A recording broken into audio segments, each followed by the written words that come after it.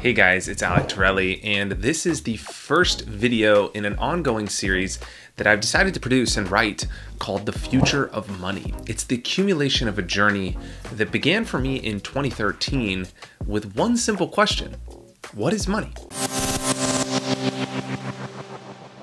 It's ironic that we use money on a daily basis and spend most of our lives chasing it, yet so few of us actually stop to question what it is that we're really after. What is money, really? The more I questioned, the deeper the rabbit holes seemed to go, and the more exciting the discoveries became. I realized how little I knew, which reinforced my desire to go deeper. My ideas in this series are my own, but they're neither new nor revolutionary.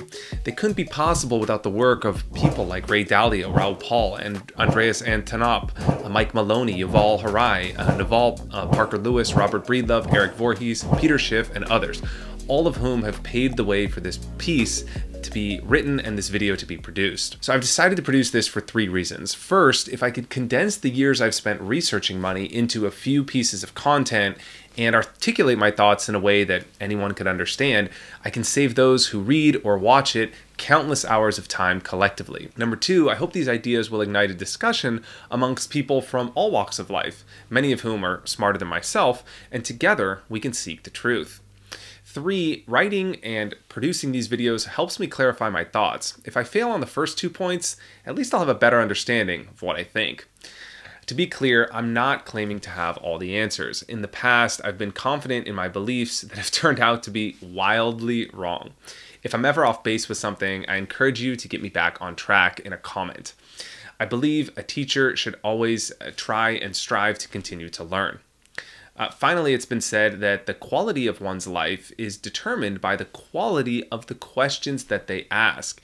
In this series, I hope to ask some worthwhile ones. Now let's begin. So what is money? Let's zoom out for a moment.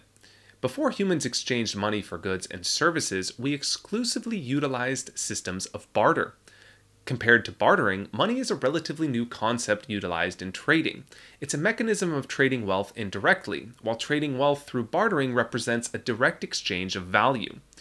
At its core, money is humanity's best attempt to preserve and transfer time through space. People all over the world, involved in any endeavor one can imagine, exchange their time for money. Those paid hourly work under contracts in which both parties have agreed that the employee's time is valued at X and they'll be compensated accordingly. Wealth is the accumulation of money. It's the sum of one's productive work attained through the time they traded to garner it. Money is our way of encapsulating that time in a medium which we can trade with others. This is why we use the verb spend in reference to how we allocate it. Time and money are the two words most frequently associated with spending. The classic aphorism, "time is money," first appeared in Benjamin Franklin's 1748 essay, Advice to a Young Tradesman. Hundreds of years later, Americans continue to hear it throughout their lives. But no, time isn't money. This is plainly false. Just ask any 20-year-old if they'd want to trade their time, their remaining decades on this earth, for a dying billionaire's wealth. More often than not, the answer will be a resounding no. You can't spend a nickel if you've run out of time to do it. Here's another axiomatic thought experiment. Imagine how you'd feel upon finding that your best friend suddenly went broke. He lost all of his wealth in one fell swoop. Then compare your reaction to how you'd feel if he lost his health. Which would you prefer? Any first principle comparison between time and money makes it clear that they are not interchangeable, and therefore one cannot simply say time is money, equating the value of the two. Similarly to how all squares are rectangles, but not all rectangles are squares, money is time, but time is not money. The reason? They're hierarchical values.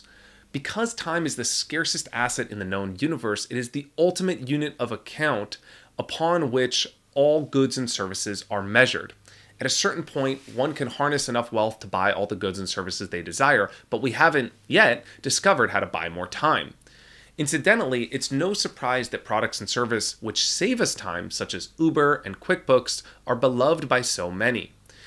Because we haven't yet figured out how to buy time, we instead value products that allow us to save time and will happily trade money for them if we have the means. So think of money as a middle layer between one's time and what they want to trade it for. This necessary intermediary serves to preserve the preciousness of the base layer. It can be said then that humanity's quest to discover money was essentially a desire to bottle time in a way that was both permanent and transferable. So what is price?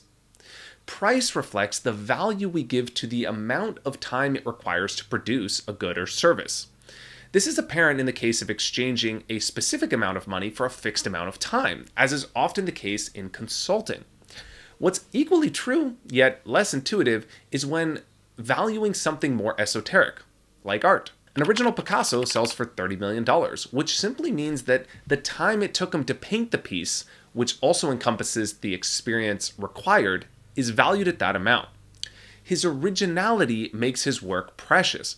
Only Picasso can paint a Picasso. It's precisely the reason why a copy sells for a mere $20. Society places far less value on the largely automated reproduction of the original, a process that has no limits and isn't bound by scarcity. Now here's a little tip on how to better value one's time. A prudent exercise to better attribute value to a good or service is to change the unit of measurement from money to its time equivalent. If John earns $20 per hour and finds himself considering a $40 purchase, he should ask himself this question: do I value this product more than 2 hours of my time? This honest first principle assessment can help us make better decisions when allocating resources. Take the example of using a loan to make a purchase. Anytime one makes a purchase on credit, they're pulling their future time forward into the present. In most cases, they will be required to pay back that time with interest. Time is finite, so the only way to repay such a debt is to increase one's future earning potential. Weigh your options carefully before opting for such a trade, as the act of borrowing our future time today in exchange for something we want right now can open the door to financial ruin. The future time one must exchange to pay back the debt can snowball to a higher amount than anticipated, and so begins an inescapable cycle of debt. Giving into this temptation of pulling our future time forward into the present is what many experts believe is the root of the problem with our financial system. Debt levels have reached unprecedented heights because of the short-sighted financial decisions being made by individuals, corporations, and governments alike. Finally, as promised, a question to ponder about time and money. Since money represents time, here's the big question I've been pondering. Is there a limit to the amount of future time we can pull forward into the present? And why do we have a system that relies on an ever-increasing amount of debt when the asset the debt represents, which is time, is absolutely finite? So to put it another way, given that money is meant to encapsulate time, doesn't it only make sense that the currency which backs it is the one with the most limited supply, and therefore the scarcest, just like time itself? In the next installment of The Future of Money, we'll explore this in further detail. Subscribe to be notified when part 2 drops. Thanks for your attention. I'm Alec Torelli. I'll see you in the next one.